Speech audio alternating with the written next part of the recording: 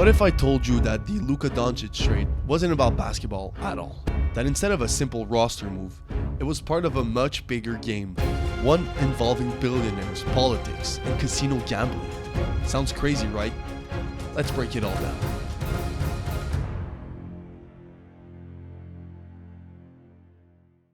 Let's start with what we know.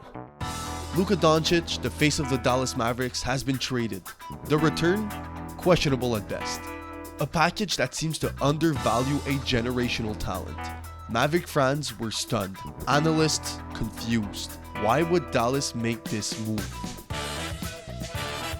Teams don't just trade superstars unless they're forced to. Luka was the heart of the team, putting up MVP caliber numbers every single season. And yet, despite his individual brilliance, Dallas struggled to build a true championship contender around him. Was this about roster construction, or was there something more behind the scenes? For Dallas, this move signals a drastic shift. Are they rebuilding, clearing cap space, or is there something else going on behind the scenes? Because when you start connecting the dots, a much bigger picture emerges. The immediate impact is clear. Without Luka, the Mavericks are in free fall. Ticket sales will drop, merchandise sales will plummet, and fan morale is at an all-time low. So why make this trade now? They made the finals not even a year ago. There's way more to this. To understand this, we have to go back to Mark Cuban's decision to sell the team. The buyer, the Alderson family, one of the most powerful casino empires in the world. But they don't just want a basketball team. They wanted political leverage. Their goal? Lobby Texas lawmakers to legalize casino gambling, then build a casino resort arena hybrid in Dallas. But here's the catch. Texas politics aren't playing along at all.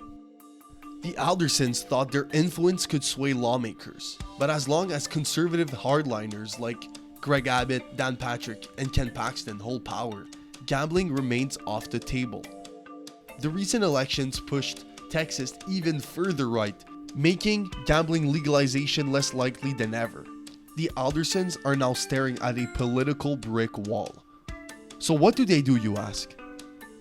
This is where things get wild. Some believe the Aldersons are deliberately sabotaging the Mavericks. The logic?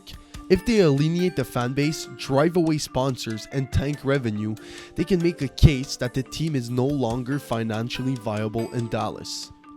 Then before the 2027 legislative session, they dropped a bombshell. The Mavericks can't survive in Dallas.